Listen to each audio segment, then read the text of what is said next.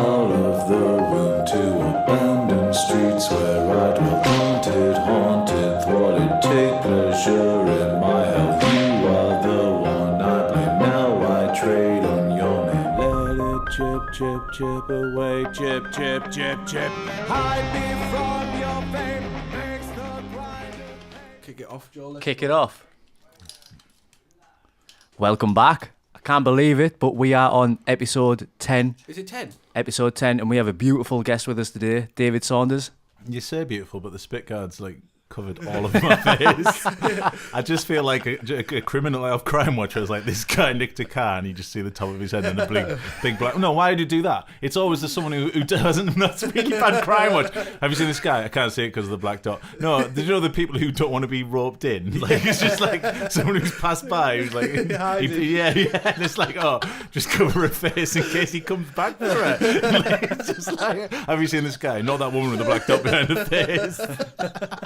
Well, you look good from this angle, Dave. So that's a really bad start, though, that I didn't understand the whole sort of thing of identikit, where you just cover the criminals, protect him by all costs. What I meant was, you know, like the Jamie Theakston traffic cop thing, where it's in court, No, and I then haven't seen that. Oh well, I don't think it's Jamie Theakston's traffic cop. I think I've just amalgamated a children's TV show and the bill. It's just like, I created my own show. This is a really bad start, so I don't understand the sort of identifying criminals the whole process, and I've just created. But I'm pretty sure Jamie Theakston does some form of crime show. The only reason I know. And I'll happily mention this, is one of my sisters, I won't name who, I've got one of two, so you can have a guess. Her ex-partner featured on it quite recently. He's a bit of a wrong-un, we'll just put it that way. And he was there, he's like sort of like golf club they're called nowadays, right. I think. Golf club. Golf stick. Golf stick. I'm really not sure that I understand things. I'm Must be big on golf. Just like, I'm either being very postmodernist or just a bit of a ditzy do, but I do understand things. It's just it started off so fast, and there was this black dot, and it's a spit guard as well. It's not just a black dot. My visual field is intact. So yes, what was the original question? How am I? I am fine. How are you? Yes, That's I am great. fine. Yeah. That's a really bad start, so I'm It was sorry. a fantastic start. It was full of laughs. Yeah, we've been in stitches in the build-up to this podcast. Just listen to David talk. You're a bit of an aspiring stand-up comic, is that right? Everything I told you was actually true, and you were just laughing at me, and I felt really like offended. Oops. Yeah, I've really got that illness, and I do struggle with these various inflictions. But you're just like, laughing at me. But yeah, I got to see. This is what I mean. I just go off on a tangent, and then I can't remember what the original question was. What was it? You were laughing at me, with me, towards me, and a bit of everything. Yeah, I was going to say the same. It was a bit. We had a bit of daft, didn't we? It was a bit. I do like a bit of daft. I am aspiring comic. Yeah, I would never ever call myself a comedian. Just someone who is silly. Someone who is silly. And I think as well that sort of nullifies anyone who says, "Well, he's not funny," and I'm like, I've never called myself a comedian. It's just like they're gone straight away. I'm just being silly. Do you know? It's funny. This is new to me, that it's something that you want to pursue. And before, when we were speaking about you, me and Joel, on about getting you on this podcast, I said he's so funny, and it's to the point. I know you might not realise how funny you are, but it was just so on point with your wit and the speed of the way you just responding. This is probably the best introduction I've ever had. We should have just had sex. I've never had so much sort of like... How would it sound? How would it sound? I think... I always remember I was talking... I used to do a little radio show a while ago, and I was talking about Buddy Holly does Every Day It's a Getting Better. I don't know what the song goes like. And in at the time, that was deemed like, this is awful, like it's the devil's music. And as I was sort of like... I would say it doesn't even have a beat, and I showed because he only played with like 2 fingers, and the beat is this. And I was doing that on the radio, and I was like, that does sound a lot like masturbating. So basically, if you want to masturbate live on air, it's just make sure Buddy Holly's on in the background. But the radio station used to have a sign on saying, please could you stop accessing adult material. It was a community radio station, and they actually had a sign to tell people, please could you not masturbate. What on earth? Live on air. But anyway, there's nothing to do with this broadcast. We do all that. We can do that if that's what they want. Yeah, but we won't. But yeah, but I would never ever call myself a comedian purely because I need to do. I've done gigs before, but I've never done. I think I've only ever done 2 half-hour stints. Oh, One so was- you gave it Really? a go? Yeah. One was really good. I did it at Sound It Out Records. It was like a Christmas special, but I think everyone was like in the mood, and Yeah. I did like I thought it was quite good, but I would say that. But then I thought, I'll follow that up with another thing at Staithes the same week, and I was full of confidence. Right. Staithes is a beautiful place, by the way. Staithes is very beautiful. Absolutely. They do not like you mocking the legend of the mermaid. Did you hear about the Staithes mermaids? No, tell me. No. I go on about this all the time, and I think it's purely because they didn't find me funny that I just tell it every time. Just go over my head. I was like, this is funny material. But basically, I thought, I'm in Staithes. Wouldn't it be good if I just sort of, like, when you go somewhere, you should always find out a bit about it. Yeah. Perform. Local and then knowledge. people love it. Like, I went down to Grogson's, and everyone's like, Grogson's. I don't know what Grogson's in. It sells pies or something, and everyone likes it if you know something like a specific cultural reference. So I thought I'll start off with about the Staithes mermaids. Anyway, the story of the Staithes mermaids is there was a mermaid, plural, singular, was just swimming around, and they thought, hey, people of the Staithes. The people of the Staithes were just like, get her. So they dragged her to shore. They dragged her to shore, and they're like, we'll have you. They locked her up. Anyway, this is I read it, and this is actually in the sort of folklore. It's not. I've not just added it. Anyway, the locals had sex with her, but she never spoke English words, and she just squealed a lot. And then I also but then I looked at the Bridlington. I think it's Bridlington also has a similar mermaid thing. Right. But at the end of their story, they realised it was just a seal. So I was thinking, like, Explains a lot about them. I think what does it say about the quality of Staithes women, or the mermaids at least, where they're like, she's hot. I think she's a seal, Mike. Like, so I No, said definitely this, not. and everyone was just like, oh, boo. And I was just like. And also, then how she escaped was they let her roam around. So if you had a mermaid, you'd be like, don't let her near the sea. Like, the only place. Have you ever seen a fish when it flaps on the floor? If I said to you, race that fish, you'd be like, I've won. Like, you just do a couple of steps. But they let her roam around on the beach, right? And she got in the sea. How did that happen? We need to make sure she can't run away. The hills? Well, I was thinking more like the sand. Like, the beach. And how slow was everyone? Like, I'll get her. She'll be fine. And she's gone. Anyway, she put a curse on Staithes, and half of it or some of it washed into the sea. Right. That Staithes. So that's how I started, town. and then State, everyone went, and then that was greeted with, when's the comedian on? So I was like, I'll show you when the Heckles. comedian's on. So I looked at my set list. I was like, I'll give you some of the best grade A material ever. Another minute later, when are you going to tell a joke? And, and do you know when you see like cartoons and the watch starts going backwards? Yeah. Like, it just didn't seem to eat at any of the time. So after that, I was really like, I'll never do comedy again. And then I did Hilarity Bites, best new act competition, and I got in the final of that. Nice. And I actually had diarrhea. Like, the story of my life lately is this how is- sickness and diarrhea. I've had sickness and diarrhea 3 times, probably in the past like 4 or 5 years, but it's come at the most crucial moments. Like, have you ever seen Clash of the Titans where Zeus sort of like adds an extra obstacle and it's like Poseidon or a monster or a Cyclops? I think there's like God has a similar chessboard. It just like shoves a roll of Kleenex on it, like he can have the shits again. So I was really determined. I thought the main thing is if you've got sickness and diarrhea, just keep it in. Yeah. Do you know? I thought it was get it out. No, but just, keep it in. yeah, it's like you've got to keep it in. Like, for example, I did Last Train Home. We had the festival this weekend, and I had it, and I got up on the morning, and I just like you do a little strain, a little micro strain.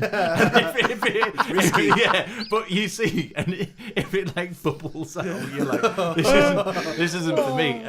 But for the stand-up one, I thought, you know what, I'll do this. And what I thought I'd do is just whole new material, and I did whole new material whilst a bit ill. And it didn't go down great, so I feel that I could have at least finished in 3rd place. And after that, I thought I'll never do it again. Yeah. And Do you think you will ever go back to it? I have every intention, because I've said it to that many people that they just think that I like to make sure that I eventually fulfill. I don't like to be like, he's all mouth him. Yeah. Yeah. I like that a lot. Well, I mean, to get to this point now, it's obviously been a long journey. Like, it all started somewhere, and it was with music. With you, was that your first love? I think so. Well, it's a weird one because in my house there was never really any music. My I think my mum had Now 1 and 2. Yeah. I always remember Prince 1 Charming. and 2. Prince Charming. Adam and the Ants was on it. Yeah, so I never really thought about it. And as well, like, when you're like council estate, oh, you're in a band, are you? What do you do? Well, I sing. Get him. Like, it's like, it wasn't something that you did. Music wasn't something that you did. Like, it was footy. Yeah. So that's what I used to do, was a bit of football. And I think it was in secondary school, I broke my arm saving a penalty. Yes, it was a mitre tactic, and I always remember. Do you know when you see a cricket bat being struck, like when they strike the ball on cricket, and they have that slow mo cam where the bat sort of wobbles? I did that, and I actually saw my arm do the same. As I got like a green stick fracture on both of the bones. But so. Wait, that's from the ball actually hitting your arm? Oh, big massive centre Serious half, ball. massive mitre tactic pumped up, and I thought, I've got it. I always remember thinking, I've got it, and then just my arm just rippling. I was like, it's got me, but I saved it, but I didn't get to play. I didn't get to play in the final, which was annoying. So it was a semi-final match, I think it was, and then I didn't get to play in the final. So that was, I know, it's a bit sad, but it was only a town cup. Yeah. Secondary school town cup. No one remembers them, do they? And were you doing music during that time? No, I wasn't. So there's a guy called Martin Bennett who I went to school with. There was like two of us who went to, because we had the choice to go to Horton or Longfield, and all the people who didn't care about their lives went to Horton, and all the parents who cared about their children sent them to Longfield. So there was two of us. No, three. There was three of us. Another girl called Jennifer, whose dad drove her to school, and he was a driving instructor and drove her to school in his rainbow driving car. So she just got the nickname Rainbow. Rainbow for on the first day she just drove up. It was like, all right, Rainbow, like, and it just stuck. It's awful, but yeah. So he's a great drummer. He still is a really good drummer. Drum for the Belvoir, Weird Shapes. He's doing something now, touring around. I know he's done session music for some biggish pop groups. I think Mystique was one of them. Oh yeah, do you remember Mystique? Yeah, I do. Yeah. I think it gets bigger. But that was the one that stuck out to me when he mentioned the list. I was like, oh, Mystique. There's always one. He probably went Led Zeppelin, the Beatles, Mystique. I couldn't even tell you. I just remember one of the videos had that lovely loose fit in that silvery. You know what, it goes Did she forward. have the short hair? You tell me. Why did There's more than one, you know. What's that? You can't just fuse Mystique into one person. Mystique was the three-piece girl band. You're thinking of the Honeys. Chicken meal. Are you thinking of the Honeys now? No, I'm it rings a bell. Mystique. What's the song? No one knows it. If only there was someone with an access to a phone or a computer, Chris Davison, that could help us look. He doesn't even know what we're talking about, I don't think, right? He had Mystique and he switched just off. for the money. But anyway, he was doing music. He was doing music they had like a little band, and that were just the music teacher actually let us practice after school, and they were doing just like covers. I think they did like an instrumental of Hotel California, an instrumental of The Animals, and then I'm always one of these people who just give something a go. So I couldn't play footy. So Martin said, "Oh, why don't you come and just do some singing?" So I was like, "Just do some singing." Seems fairly straightforward. Like just projecting your voice. Wait, just before this though, did you have like a passion for music, like through your upbringing? I've always loved music. Upbringing and everything. I think like the biggest so. problem was like most kids, I was brought up on quite decent stuff, but because I had no sort of like strong influence, I got massively into pop music. Like I was pretty uncool, but getting back into music sort of gave me an interest. I was quite lucky in the fact that I was always into the 60s stuff and blues, so that gave me a good sort of basis to then go back. But like, I don't know, when you're at school, the girls aren't listening to Leadbelly, are they? They're listening to Savage Garden. And if you can go, I'll be your dream, I'll be everything that you need. Like, ooh. If I was saying to them, they were like, ooh. God. But if you could sing like, I'm loving angels instead, I'm like, oh, I'll go for that. So we did some sort of like, we did sort of like indie stuff as well, like urban hymns. And then we tried to write some songs which were awful. But it was good because it gave me sort of like, because I was doing other people's music, it gave me a knowledge of just, I don't know, trying to replicate people's voices. I didn't have my own, but I guess I picked up techniques as a result of that. And then, we used to do stuff, and I saw, people seem to like that, and then we left school. I did a few things in college, and then I thought nothing of it till I was like 19, and then a balloon, this is a God's honest truth, a balloon was floating down the street, so I ran after it. I thought, that balloon looks all right. And it landed at the feet of Andy Freeman, who was the bass player in my first band, The Felons, or The Fray, we were originally called. But we had to change it because of How to Save a Life. And I went, all right, Andy. He went, all right, mate. I went, what are you doing? And you can ask him. He went, I was like, I'm chasing this balloon. And he was like, oh, right. And I went, what have you been doing? He went, trying to audition singers for a band. I was like, well, that sounds a little bit more plausible than just... Quite literally, just like that, he was saying that. He's no way. And he went, I was like, well, like, if you're looking for someone, I'll just say him again. I'll give it a bash. It beats this balloon chasing any day of the week. Them pesky balloons. Slipping out of my grasp once again. I wanted 10, but I've only got 5. He was like, oh, come down. And I just went down, and I thought the best way to try and get a job or anything is always look like you're inputting. So I just brought a pad, and is to always look like if you're passive, people aren't interested. Mm-hmm. So I just brought a pad and I just wrote loads of words, but there weren't lyrics.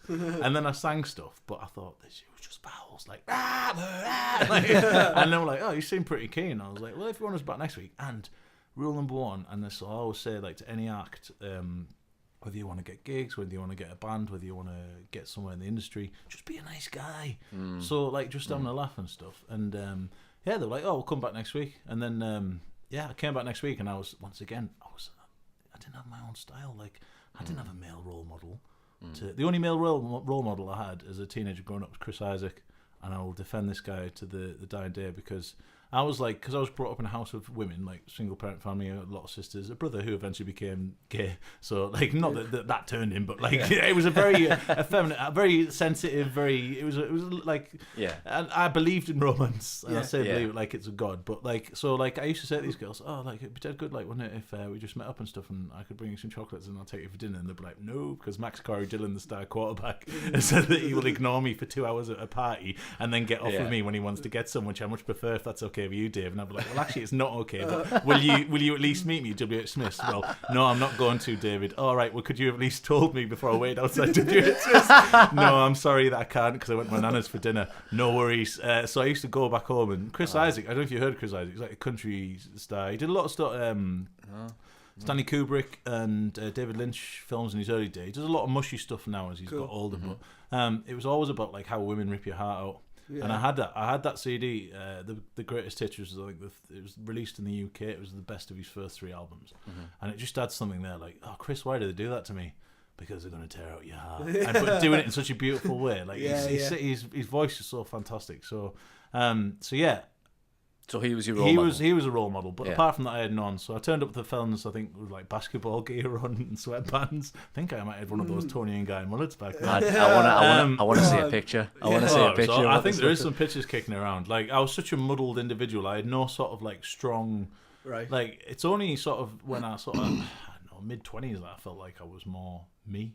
Finding your identity. Yeah, and I think this is something that, like, when I always go on about like social mobility and stuff in music, and people always go, oh, if you just give it a go, everyone's. But I think that, like, if you're from a musical family, or for a family that's like, it was quite confident and style, they understand style and things that are like, you probably expect more of an educated middle class family. Like, I think that really says a lot, and you get people who they know what they are quite early on, but when you don't have any influences and you're just left to your own devices, you're like, you just pick up everything. You're just a bit like baking soda in a fridge.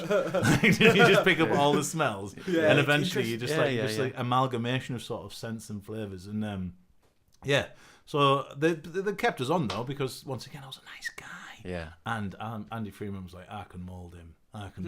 But, so that's my early days. I'm not ashamed to admit it. I think everybody's got to go through that little process though, trying to find out who they are, because sometimes it's not just people having no role model, it's having the wrong role model as well. I think so. It's really bad. And I think it scares me in a way when I see, like, social media. We're talking about it. It's great, but it's also very overpowering. Like, incredibly. I'm really into a band at the moment called Idols, but if you watch MTV or Radio 1, you'll see Hiding a Heroin. But if you want Foo Fighters, it's on every 5 minutes. Or My Chemical Romance, and don't get me wrong, those are okay bands, but very middle of the road. Maybe not My Chemical Romance, but Foo Fighters, like, it's like things aren't pushed that are edgy because obviously they don't sell. Yeah.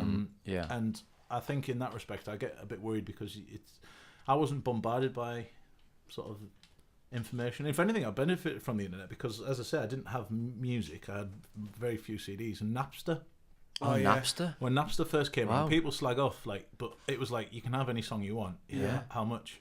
Like, for someone who's always been limited by the fact of, like, how much, to then have that taken away, like, that's when it really opened up for me, when I was checking out, like, I don't know, Howlin' Wolf, Lead Belly, to the Domino, to the Chess recordings, to the sort of blues explosion of the 60s, to the sort of the proto-punk of the late 60s, early 70s Detroit music scene, to punk, to post-punk, to electro, new wave. Like, to do that journey and just to have the internet and to have, like, a computer, because I was lucky because my mum at that time was going out with someone called Ted, who was dead nice, but he was dead wealthy as well, so he bought me a computer, and that really opened the world. And it was, it was changed everything, didn't it? When LimeWire, Napster, and people slag it off, but like, I don't know, like, I think it opened doors. I do think it was, in that respect, if it wasn't there, I'd still be very much limited to what was on the radio. And that ability to discover, and I think that's good.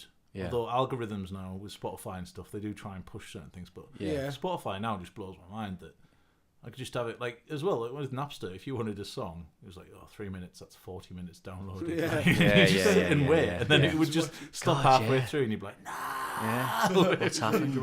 But that's my early days, and they're the first people I've ever told about that. Oh, really? Oh, nice. We appreciate I've really that tried to hide it. Like, if you go back to the archives, it'll just be burnt. You go back to Darlington Library, which keeps tabs on every person out there. If you go to David Saunders, age 14 to 21, it's just like, where's it gone? It's an interesting time, though, isn't it? Yeah. Because it's a point where you're just discovering yourself. It's a point where you're trying to find your own path in life. Huge transitional period. But you don't have experience. You don't have life experience to be able to move forward. You can't choose your own path because you don't really know what you want to do anyway.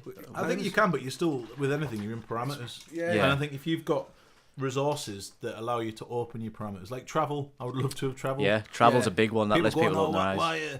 Why are like working class people so racist and bigoted? And you're like, because I've never seen the world. Like, all you've seen is the anger of your councillors today. And you're not going to go, I do really like French people. You're not going to say that unless you've sort of sat, I don't know, in Spain at a restaurant and been fed a lovely dish and being greeted by the hospitality of, like, I don't know, Greece or, like, I don't know, every country. I'm not saying there's some more hospitable than the other, but I think it's that sort of confinement and of sort of influences it can affect, but which is why I'm very keen for people to experience a lot, and why I try and engage people and try and get people to do more stuff. But purely by experience. That's why, like, obviously you know me from the hip hop stuff. I didn't know anything about hip hop, but I wanted there to be hip hop in town because I think that's a good thing. And like a town that doesn't have anything like electronic music or hip hop or like, if stuff isn't on, people don't have access to it, and people just like either become scared of it or ignorant to it. And I think it's very, very important to try and do that, just based upon my own sort of like background. Like I'm really spurred on to introduce new things. Yeah, it's brilliant. Diversify really the is, region. Yeah. Just on that. Do you want to give everybody a little bit of information of what you are sort of putting out there, like the different genres of music, just for example? Because just the likes of Shakk, you are getting people out there and you are showing them off to the Northeast in particular. Well, I show them off, like. I show Shakk up. I make sure he dresses up nice. I get him some new shoes, some Clarks, orthopedic shoes, so he walks properly in front of my friends. Make sure he's got a press on his trousers, all suited and booted. I have to call him Mr. Saunders. Yeah. Make sure he gets a nice Turkish shave. All the lines. I want all the lines. I want him so sharp. And I just say, this is my friend Shakk. Ooh, he seems like, where have you met him, Dave? Wouldn't you like to know? He's turning his back and feeling a little bit awkward right now. Yeah, I'm sorry, Shakk. That's all good. I don't know. I wouldn't like to say that I showcase people. Like, people showcase themselves. You give them the chance to. That's what you do. I try. You give them the chance to. I try and just. I try and put it out there, and I'm not scared because monetary gain, I think, is one thing that puts people off. Like, don't own a venue. I don't have a bar. Like those things are irrelevant to me. So I'm quite lucky in that respect. So, and the other thing is just being scared that people won't like it. Well, that's other people's problem. So in that respect, I just think like, and with the hip hop stuff, I love it. Like it's what's spoken to me in a time when music just seems all white male middle class. Like I just like, and I love rock music, but it doesn't speak to me. And like, the whole point of music is it's cathartic and it's expressive, and it should be that. As I say with the Chris Isaak thing, that's why I got attached to him. Weird artist to be attached to, but I just thought that really speaks to me as like a really hopeless, romantic young teenage boy. The connections there, isn't it? Yeah. And I just think like, where's the anger? Like, have we lived? Are we out? Like, we're coming out the EU with 2 years of Tory rule, unemployment, people's wages, and you turn on the TV and then listen to radio, and you're like, that's not coming across, but it is. And what I like as well, you've got a very valid point there. People aren't expressing that in the music, which so much used to be the case back in the 60s or 70s. It's been watered down, so the industry's been watered down a lot. Yeah. I think as well, like, it's about safe bets, and like, the more I become aware of the industry, now I work more in the industry, the more I see like people who think they know what people want, and they don't really. But it's stuff that they think they'll offend the least amount of people. But at the same time, like, if you look at the success of the grime scene, like, Skepta and Stormzy and like Lady Leisure. I tried to book Lady Leisure, and usually with bands you deal with agents. It was like ladyleisure@hotmail.co.uk, and you're like, oh right, it's just direct to her, like because I was listening. Who's the guy who just won? Was it nominated for a Mercury? The grime guy. I can't remember. Anyway, but I heard an interview with a podcast, and he was just talking about how his mum and dad just manage him, like just give him a job, like brilliant. And I just think that's really good. Yeah, that's what I like to see, like, and I like to hear. Like, I feel like there's none of it reflects, and I think especially the northeast hip hop scene, like where you do hear like what I liked about Rex Regis is the use of northern words. And I think that's good. I feel that. Maybe not so much in the past, but definitely recently, like it feels like a northeast hip hop scene. Like it doesn't feel like they're trying to be hip hop. It feels like belongs to this area, and I think that's good. But I'm very much about expression and sincerity. And as well, like people just do it in the rooms, and I'm a big believer as well. Like, I'm not. If you give me a guitar, I could probably play you 2 chords. I could have a go. But I've just by A, working with people who are talented, and B, just having a go. And I think with hip hop and stuff, it's like they're in the bedroom. Dance music's the same, and electronic music is like people just in the room, just having a go and doing it. And you just think that's mint. Yeah, like just get a cracked bit of software and just putting some beats down, or like, and then it's great. Like you could rap anywhere. I love that. Like football, like if you just have a couple of bags and a ball, you can have a good game of footy, couldn't you? You can replicate the 1966 absolutely. But so I don't know, like we did an electronic music festival in town, and everyone was like, no one's good. It was just there was like a big tent, Spiegel tent it's called, in the town centre, and it was over Christmas, and the council went, you can have it on a Wednesday, you can do anything you want with it over December. And I was like, I'll put an electronic music festival on. And it was just like a little mini fest of just artists that are doing electronic music in town. And everyone was like, why would you do that? And I think we had like 160 people, 170 people. That's amazing. And then the council were like, oh wow, I didn't realise people would like it. It's such a new concept. And you're like, I think the electronic music's been going since the 70s. And like, out of touch, isn't it? Yeah, it's the same as hip hop. It's been going for ages. Everyone's like, burn them. The way the language. What is this? Staccato vocal to rhythm. Get him. The rhythm and blues lot. The rhythm and blues lot. The very essence of rhythm and blues is the very essence of hip hop. And if I think like hip hop and punk is very much is blues, probably more blues than some of this modern sort of like, oh, look at these licks, baby. Like, but if you showed them, like, I remember the folk club kicking off with me because we had a band on once that had an electric guitar, and they were like, oh, he was more like punk rock, and I was like, oh. So it's a bit annoying. I can't remember what the question was, but I'd just like to put anything on and get involved with stuff. And I do stuff now, a thing called the Black Sheep Frederick Dickens, which is I wanted to get more into the sort of synth stuff because it's stuff that I always listen to. Big fan of like Soft Cell and can't think of one now. I've just put it on the spot. Erasure. I do like Erasure, Communards.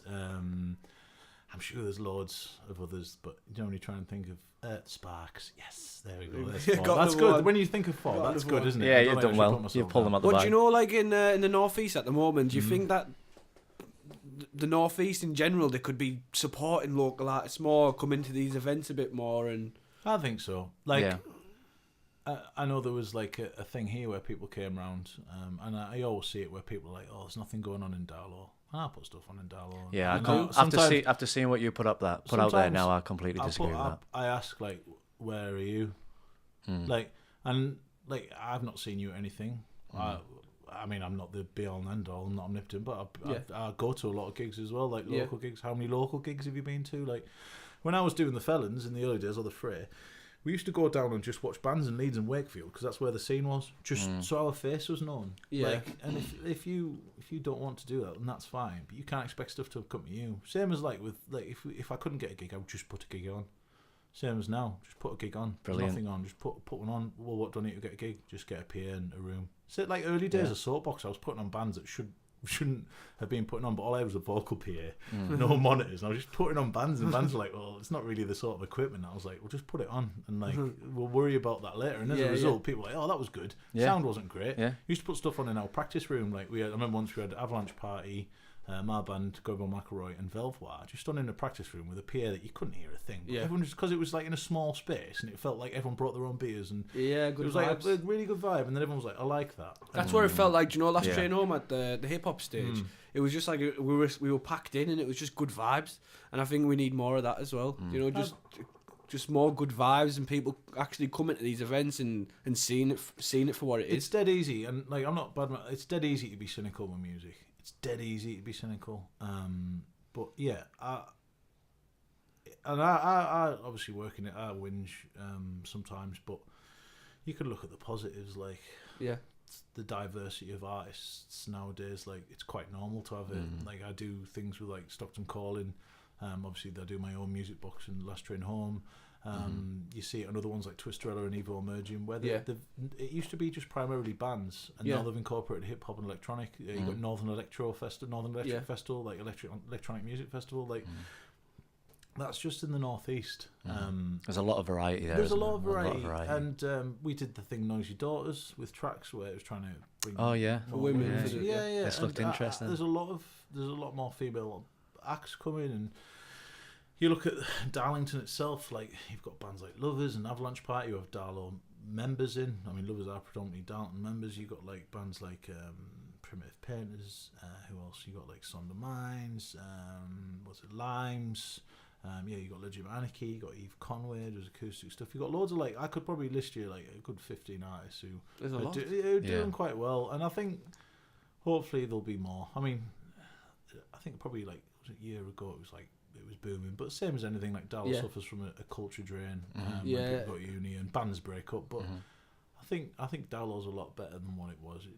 When I was in Goy Boy McElroy, it felt like a bit of an island, like no one really cared or knew what Darlow was, and I don't like, and as well I don't see myself as like a champion or a saviour, but I think a lot of people have sort of joined. Like usually artists like Legit Anarchy, they're doing a lot of stuff with like the label and stuff, and I noticed that this summer there was a lot of young bands putting on their own nights, which is fantastic. Because what I don't want to do is just, it gets to the point where if I'm putting stuff on, it's just like, that's what I think. No, you give everyone a fair shot. But I think good mixture. I'm more than I know there's a few people who've sort of, because that's the thing as well, Darlington, like they're expecting like a population boom soon, and people are moving into the town from cities and stuff where they can't afford to live. And I hope when that does, people come and bring their I hate it because a bit of different culture as well. I hate putting on events, like I can't stand it. Like, it's like I just feel nothing. And if there was someone who was just putting them on and I could just go to them. That's the thing that really upsets me, is like I would love to just go and watch. Like Music Box looks an absolute scream this year, and it wasn't until the last band where I'm like, oh, that's fine. Like I can rest, and Last Train Home and Stockton Calling, I've run a stage the past couple of years, and I used to go to that every year and watch. And do you know what? It'd be sad to, if we didn't have you in this town, it'd be sad, because you do so much in terms of putting on events. And I think if you stop doing that, then people would probably wake up pretty sharpish. Absolutely. Maybe people would start doing stuff I don't know. I don't know. Maybe. Like I don't think. My grandma said, and it chilled me because I was only a 6-year-old boy. The graveyard's full of people the world said it couldn't do without, and like I don't see myself as like invaluable. I know if I died tomorrow, someone was like, "I'll just put some nights on this stuff," and it might. I mean, before I me, don't think that people have the same modest. drive as you to be able to put those events to deal on. with the stress side of it as Yeah. well. It just takes It's a lot. special type of person, you know, like it's a lot of you have to be resilient. A lot Yeah. of adversity you have to deal with. Like I think as well, like because Sarah and Rob, who I do tracks with, like just so like not laid back, but they seem to cope better. Like, and a lot of my friends who are in the promotion sort of game, they're not as like highly strung as me. I've just sort of fallen into it. Like they've done it by choice, and they're quite relaxed. And like I get really uptight, and I want everything to be sort of perfect. And when bands pull out and stuff, I get really like, oh yeah, effing. But some people, I think some people are probably better dealt to do events. And as well, like there's also a side where I would. You strike me as a bit of a calm guy. I'm quite surprised. No, I'm not. I'm quite. I just Have your moments. Have your moments. It's Don't like we all? it's like I have an image or a vision of how things should be, and if things deviate from that, I really struggle to sort of to cope sometimes. Yeah.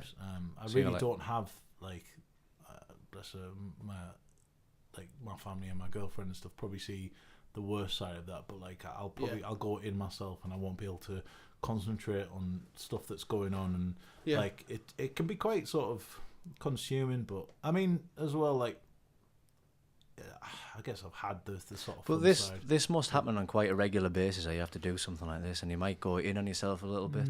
Yeah, Would you say that? I probably haven't done as much, like, because I used to have a night called Brewha, which I really liked, which was like an alt rock night, and when my little girl was born, I had to sort of stop because they are time consuming, and as well, like if I was doing something, I would make sure it was promoted, press releases, posters up, social media done, which is all time consuming, and I had to drop that. And I would like to do more, but as I say, like there's only one of me, and as well, like there's started falling more in the artist development side of things, of like trying to help people out, and I'm sort of probably at a point now where I'm trying to think what it is that I want to do in terms of like not sack everything off, but like with streamline me as an individual. So because I don't want to be this like kingpin. That's not why I started. I don't want to own everything. I want stuff to happen, but the reason I did it with such like passion and like vigor, was that I was pissed off. Like it's the same with my music. Like if something pisses me off, that'll really get a response. And for like the town of Darlington's stature and heritage and how nice it is, even though some individuals do have a very Quaker town mentality, a lot don't. They are quite sort of like, there's a lot of affluence and a lot of people who want to sort of get out and do stuff, and there's a good sense of human sense of humour to Darlow. And I just got pissed off that like all it thought it was good for was like, and I'm not slagging it off, but it was just like what I don't know, like quite indie Oasis-y stuff that like has been relevant for sort of 20 years. Tribute stuff, which don't get me wrong, that's fine, but blues, like just like, but not the blues that are like just really old fashioned. Because I remember as a kid going to because I used to like blues, and I went to Mary Pop Blues Festival with my dad, and I always remember a little kid was trying to put his headphones in to listen to his music, and his dad was forcing his hands out because he just thought this is shit. And I looked at the stage, and it was like 5 white old middle class men taking turn to do a solo each, and the song had gone. Now it was just look at me. And I thought, why would a kid ever aspire to that? And I get really pissed off because, as I say, I'm not musical, but you should be, anyone, regardless of whether music, could be watching a gig thinking, I fucking want to do that. Same as footy. Like the reason kids want to be footballers is because they watch it like, I scored a goal in the last minute and everyone loves him. I fucking want to do that. And music should have that same. But if you start sort of making it look shit and isolating people with various clubs and elitism, and people like, I don't want fuck all to do with that. Like, and that's, sorry, I shouldn't swear, but I do get really passionate, and that's the reason that I put events on. Is with Goy Boy, I just thought like, how should we say it? I'm from Darlow, like not just I'm from Teesside Yeah, to make sure I absolutely. get gigs. But yeah, so Absolutely. I think I've gone about in a roundabout way. What was the question again? My favourite food. Fish fingers and eggs. Fish fingers and eggs. Together. Yeah. Going I back. jumped out on someone today at work, and the first thing that I thought of saying was Barry Bum Cheeks. And she went, and she jumped, and then she went, why did you say Barry Bum Cheeks? And we both stood in horror because that was the first thing that came out of mouth. Barry Bum Cheeks. Oh, brilliant. Yeah. It's brilliant. Do you know what I'd love to see? Is Um, me naked. That as well is more events where we mix rock and hip hop Yeah. It's funny you on should the say same that. roster. I did have something in place in August to do a rap versus rock Yeah, sort yeah. of thing, and I know there are some venues who are quite keen to do that with Yeah. a budget. And I think especially when you think of like people like Kush and yourself, the Kush Noodle, yourself, Ronin Clan, Legit Anarchy. There's a lot of energy, immense. Yeah, Yeah, there's a lot like it seems very ferocious, yeah, and I think it could hold its own with Yeah, with yeah. rock music. And I think rock music could probably learn a thing or two about it. Like, Yeah. I think it'd be great for like audience as well in terms of sharing our Yeah, absolutely. demographics a bit. I think for me though, I would just like to see the entire work of Savage Garden, but with raps in the verses, so and then just the choruses. Ooh. It's like, ooh, I want you, I know if I need you, Yeah. boy. Ooh, I'll die to find out. I'll die to find out. I would love that. We make it happen. Please do. I would Make love it that happen. for Make weddings. it happen. But yeah, For weddings. yeah. I don't know. I don't know if I've come across pompous there, but I do get No. pissed off, and everything I do, No, I not just at all. I hate like limelight, and I hate when people go thank you. Like I don't do it for that, and I hate seeing like I'm a martyr, I sacrifice Yeah. myself. Yeah. I did it because I love music and I was a performer for so long, and Yeah. I wanted people to Yeah. have the same feeling, options, like stuff like advice. When I was a band, like I was doing a lot of things wrong, press releases, and Yeah. Yeah. recordings and photo shoots and Yeah. the online stuff, and I didn't know any better. Yeah. If I wanted to find that information out, I'd have to go up to Generator in Newcastle, which was Yeah. like, just felt like everything just felt like it was a million miles away. But Mm. we're trying to sort of bring that now. You were definitely giving people the opportunity just with your knowledge, so people can come to you and ask a certain question, and you should be able to at least steer them in the right at least direction. to a certain point. I mean, Yeah. the national industry is something that I do despise, and I don't Yeah. get on a lot with like agents, and I don't Yeah. like them as individuals. They all just seem like cocaine users Yeah. from down Yeah. south, Mm. like who don't seem interested in the northeast. And I would like to change it. Like I have really grand plan. I'd like to change the Change industry, it. but I just don't think it works for people. Like you just have like. Is it seems to be changeable? like- Is it changeable? Well, like any You know? business, it isn't. But I always say, like, if you don't like Windows, use Linux. Like, just if this operating system isn't working, create your own. Mm-hmm. This is what I like about the DIY music scene, like what Mouses and people like that are Do it doing. where- yourself. Do it yourself. I really, and that's what Music Box are trying to do, and that's Yeah. what I like about the hip hop Yeah, stuff. Like, just do it yourself. Like, if people aren't listening to you, and what is success now? Like with the Black Sheep Frederick Dickens, yeah. I sold, I think we sold like 200 vinyls. That's- And I think that's a success. I do, like, yeah. Yeah, it's not. absolutely. It's not Amazing. getting all the Radio 6 play Yeah. and NME, but who gives a shit? Like, Mhm. 200 people have said £12. Because I'll you've buy been mentioning Enemy in the past anyway. Yeah, absolutely. Yeah, with Goy Boy McElroy, we were done on Yeah. the radar scene, and Yeah. and that was when I've had my dealings with it, like as an artist, and same with like the Felons. We got it so wrong, in terms of we got spotted by an A&R guy, in Stockton. Weirdly enough, when people travelled, A&R people travelled, and that's what I used to like about music. There was Can that, yeah, go on. A&R? Like artist and representation, I think, All it is, right, where they yeah. would come from record labels. Yeah. All right. I Okay. don't know if that's the correct what it stands I for, don't, but I they don't know would- if they're still about as much as they used to be. Basically, someone going around recognizing scout- bands, like etc. scouts, basically. Yeah. And he took us down to London, and we met like Chris Moyles and various agents and Oh, cool. other people. And the demo we took down was fucking terrible. Like how we presented ourselves, like it was just, and it was a time when a lot of bands were getting signed up. It was like on the back end of that sort of landfill indie sort of thing where, oh, you're in a band, here's a 6-year deal, like. Yeah. Or like they were dishing out advances, so even if you would be given the option to sort of Yeah. be like for the at least get an album recorded, and then the record label would say, "Oh, piss off," or Yeah, like, yeah. "We'll keep you." Yeah.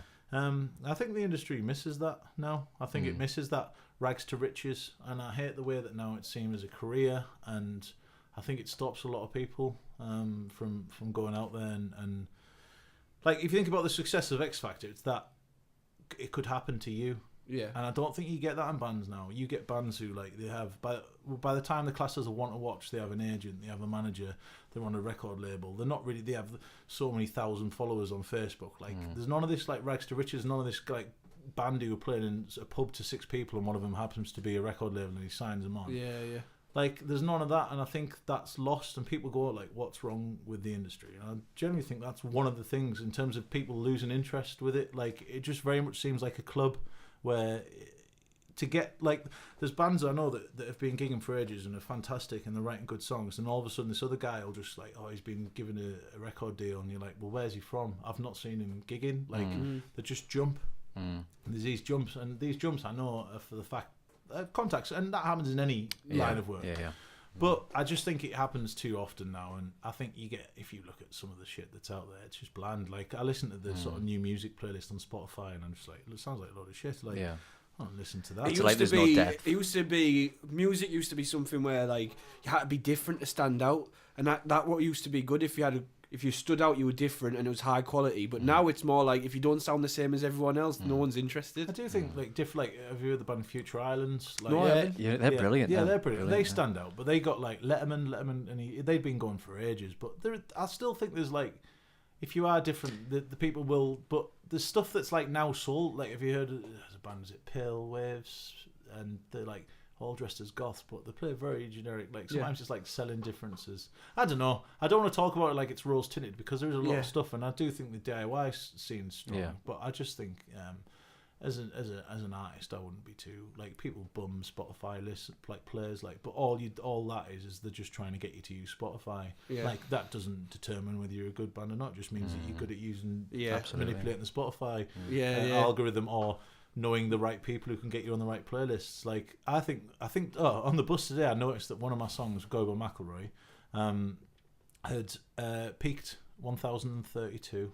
Oh, nice. And it's the first time I've got over 1,000 players. I know I get 1,000 pounds on Spotify, and I was like, woohoo! But that very same song is the one that was in the NME, like that was like classed as like a one to watch. But yeah, it's a way. But at the same time, it's like that's just a commodity of now, and I'm just used to old-fashioned commodities. But I still think that like if you want a more mobile industry, you need to just get rid of gatekeepers, really. Yeah, absolutely. I've got one question I must ask. You beat me to it then. This has got to be asked. Where do you get the names of your bands from? I was speaking to Matty about this. I was what? Well, as you know, like the Fray was a band, the American band, the Fray. Yeah. Yes. And then we had to change it to the Felons. Yeah. And I just thought. And you weren't a fan of the name of the Felons by the look of your face. We just looked at the next page in the dictionary. Fray. Well, it's actually the page back, alphabetical. But yeah, so I just thought never again. Like, Go Boy McElroy was just a bit of gibberish that came out of my mouth. Yeah. I don't think that a name should define. No, definitely you not. should define the sound. Mm-hmm. Yeah, I agree with that. Joy Division was like a Nazi brothel, like casino, like like it's where the Nazis used to go in the concentration camp. But you wouldn't think of that. Like with Joy Division, I always just associate with Joy Division sound. Nirvana wanted to call themselves Shitbox, and I think the label said no, don't. Like you call yourself Nirvana, we'll buy the name. But like Go Boy McElroy, the Black Sheep Frederick Dickens, I just think as well in emails that jumps out. The Black Sheep Frederick Dickens was more a concept, so and it just has a nice little acronym of TBSFD, which I think is good. Well, it's not an acronym, but like the initials of it, I think it sounds pretty cool. Actually, makes a good little Twitter handle. Yeah. So yeah, names is just like I just don't want the name ever again because some band from America can just come over and I have legal wranglings with them, and I just don't want that. I just want to be left. I just want to be left alone. Basically, I hate events and I want to be left alone. Leave me alone. Just let me do my own thing. No, you've been honestly the whole scene, music scene locally. We'd miss you if you weren't involved in it. You play a big part in it, and we appreciate everything that you do, and I think people need to pay more attention to the work that you do. Yeah, and maybe give you. I know you're not looking for that type of recognition, but it's still we appreciate you. If nobody said that to you today, we appreciate you. Yeah, absolutely. Who's we? I'm speaking on behalf of Joel as well. All right, okay. And Is Chris, that- maybe. yeah, Chris can't stand the sight of me. It's like that same old spiel. He said that on a podcast 3 years ago, and he's come back in again. Who does he think he is? Yeah, Chris can't stand the sight of me, but I do love Chris. He did a lot of the early Go Boy recordings. Yeah. Some of his stuff got. You've you mentioned your daughter. Music's your passion. Yeah. Is there any sort of second?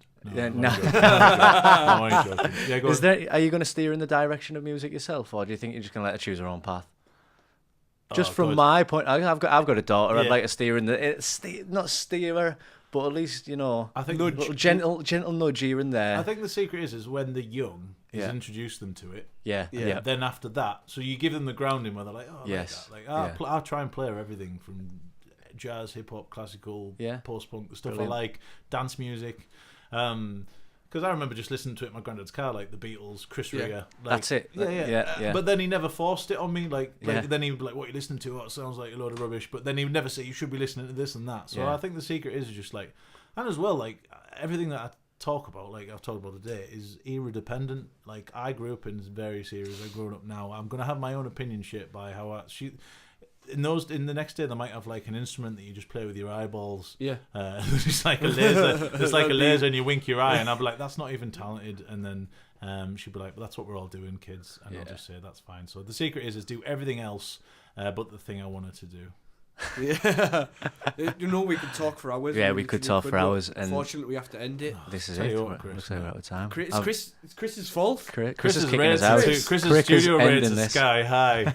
He's got a spice addiction, and he needs to pay for it. Bag of spice is just skyrocketed, and we're paying the price for it. Bag of spice. This used to be a 2-hour show. It used to be a 2-hour show until Chris's spice addiction. Before we the go, world, spice up your life. Spice up your life. All the people in the world. Before we go, anything you want to mention? Future projects, Yeah, future of course, yeah. events? Just go to Tracks Darlington. Yeah. We've got a couple of industry events coming up in terms of getting sync, recording. Yeah. We've got some people coming down from various places. I'm not gonna We'll name shot it. some links in. Yeah, of course. Just yeah, check we'll it out. put them Like, out, and then on Tees Music Alliance for the stuff that I'm doing there, and just I don't know, just keep an eye out for stuff. We'll hopefully going to do some more stuff next year. Like it's been an exhausting year, and I've got some stuff with irons in the fires. So just keep an eye out on the social media stuff. We can go take some spice now, Chris. Yeah. Hey, look at him, he's left, Chris. he's gone. Bless him. Dave, Cool. thank you very much, man. No worries, man. Thank you very much. See you in a bit. Bye. Peace out. Bye. Bye. That was